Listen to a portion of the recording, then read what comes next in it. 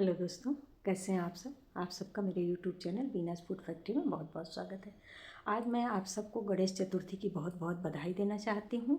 आज की सभी माएँ और उनके बच्चों को गणेश चतुर्थी की बहुत बहुत शुभकामनाएँ। गणेश चतुर्थी व्रत हम सभी माताएँ जो है अपने बच्चों की भविष्य की मंगल कामना के लिए करती हैं।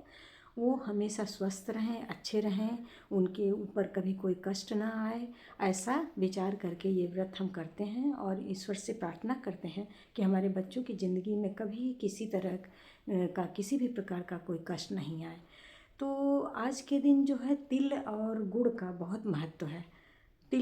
काले तिल के लड्डू का और शकरकंदी का ये इसमें प्रसाद चढ़ाया जाता है।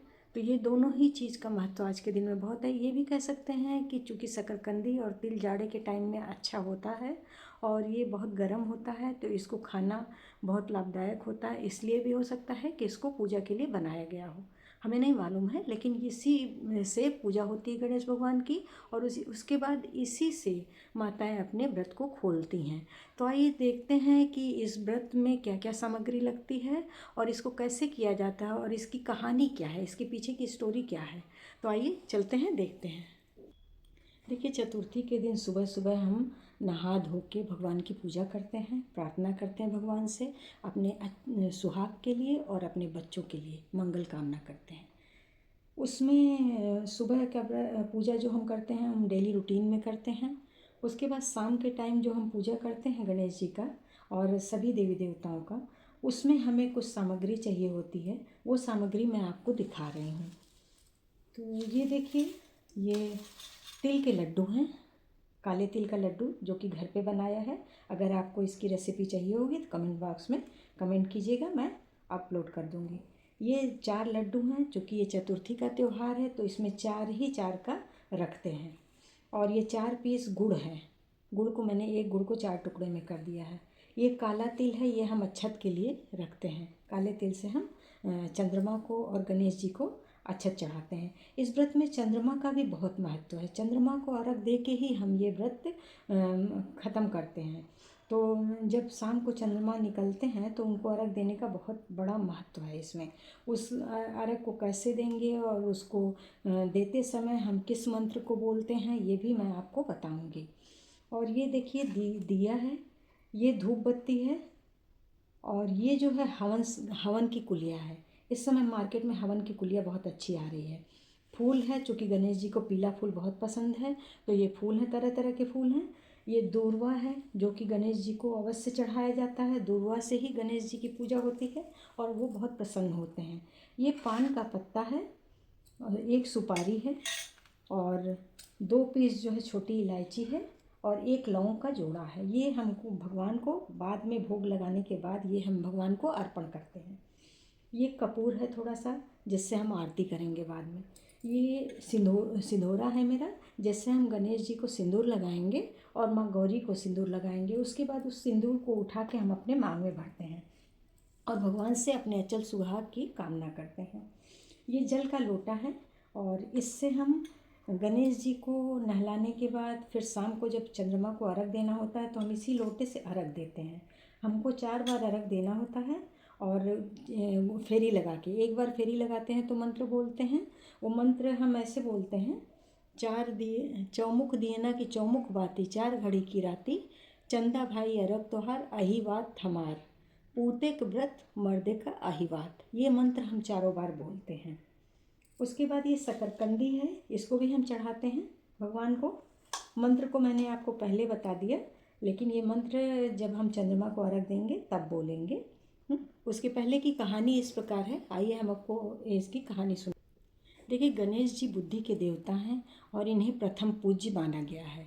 भगवान शिव ने जब एक बार कार्तिकेय और गणेश जी की परीक्षा ली थी, उसी समय ये तय हो गया था कि भगवान गणेश बुद्धि में बहुत तीव्र हैं और इन्हें सभी देवता प्रथम पूज्य मानने लगे हैं। तो आज भी हमारे संस्कृति में सबसे पहले जो भी हम कोई पूजा पाठ करते हैं तो गणेश जी को आह्वान करते हैं, गणेश जी की पूजा करते हैं, उसके बाद ही हम कोई और काम करते हैं।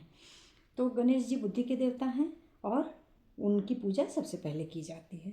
तो आज चूँकि संकट चतुर्थी है, सकट चतुर्थी इसको बोलते हैं, तिल चतुर्थी बोलते हैं, गणेश चतुर्थी बोलते हैं। तो इस चतुर्थी की कहानी इस प्रकार है कि एक नगर में एक साहूकार रहता था, उसके 2 बेटे थे। तो साहूकार बूढ़ा हो गया तो उसने सोचा अपने बच्चों की शादी ब्याह कर देते हैं और फिर हम अपना आराम से रहेंगे। तो साहूकार ने जिस घर में अपने बच्चे लड़कों की शादी तय की, वहाँ पे 2 बहनें थीं। तो उन दोनों बहनों से साहूकार ने अपने दोनों लड़कों की शादी कर दी। बड़ी बहन जो थी वो बहुत उसका बिजनेस जो है बहुत आगे बढ़ता चला गया, और छोटी बहन जो थी उसके पति का बिजनेस खराब होता चला गया। तो इस तरीके से बड़ी बहन तो बहुत धनवान हो गई और छोटी बहन कंगाल हो गई। तो छोटी बहन लेकिन चूँकि अपने विचारों से बहुत शुद्ध थी, अपने कर्तव्यों से बहुत अच्छी थी और उसके मन में कभी कोई कलुषित विचार नहीं आता था। तो उसने अपने बड़ी बहन के यहाँ काम करने का जिम्मेवारी ले ली, और वहाँ से जो कुछ भी रूखा सूखा मिलता था उसको ला के वो अपने घर के में बनाती थी और अपने बच्चों का पालन पोषण करती थी। इसी तरह उसका दिन कट रहा था। तो एक दिन क्या हुआ, यही सकट चतुर्थी का दिन जब आया तो बड़ी बहन बहुत खुश हुई और तरह तरह के सामग्री ला के अपने घर में खूब तरह तरह के पकवान उसने छोटी बहन से बनवाया।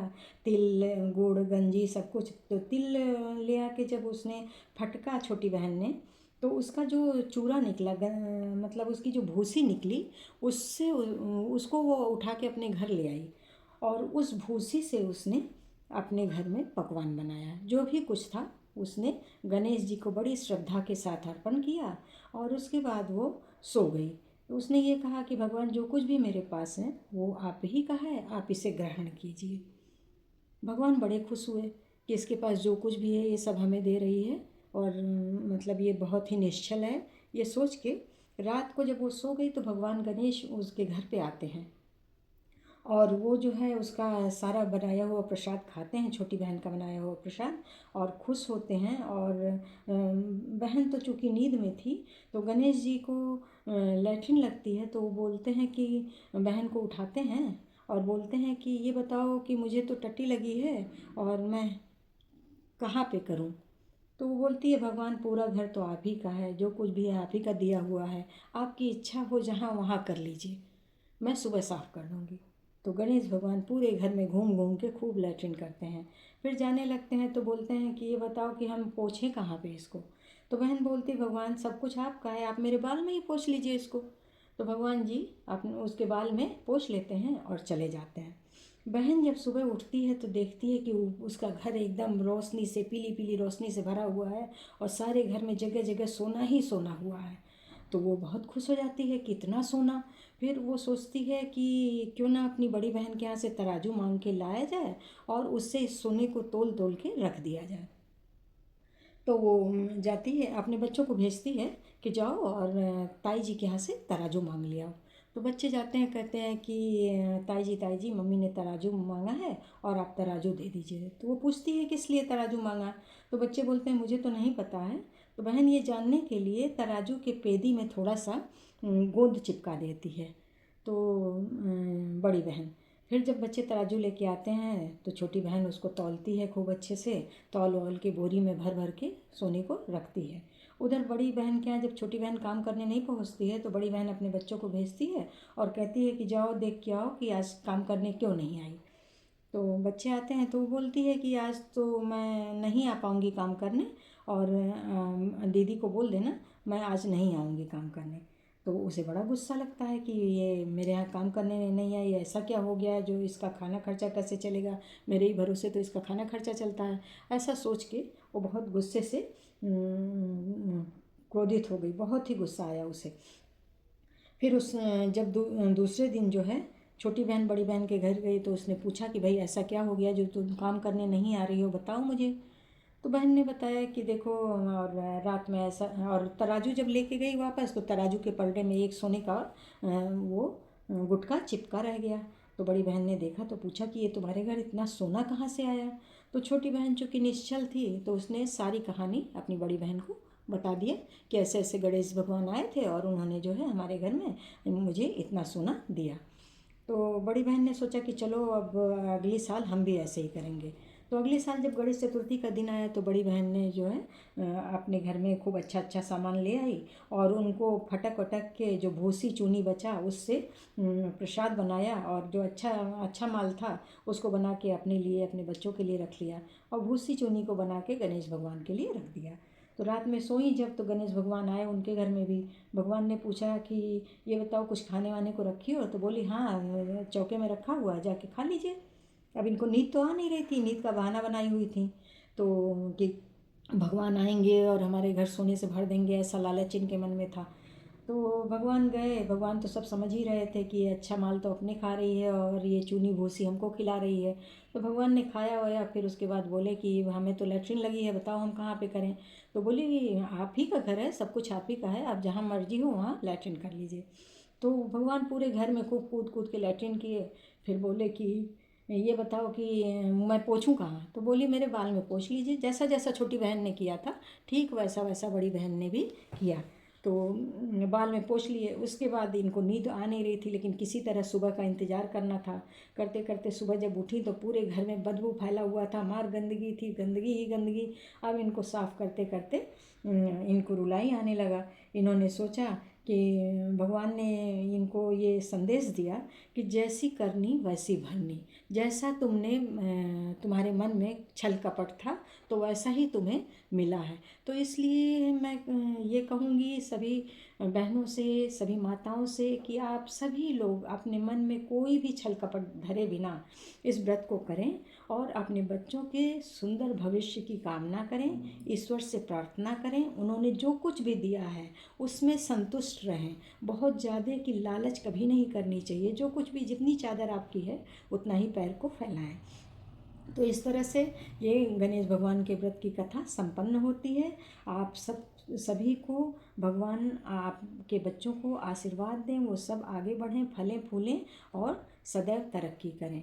और आप लोग को मेरा यूट्यूब चैनल पसंद आ रहा हो तो उसे लाइक शेयर और सब्सक्राइब अवश्य करें। जय हिंद दोस्तों।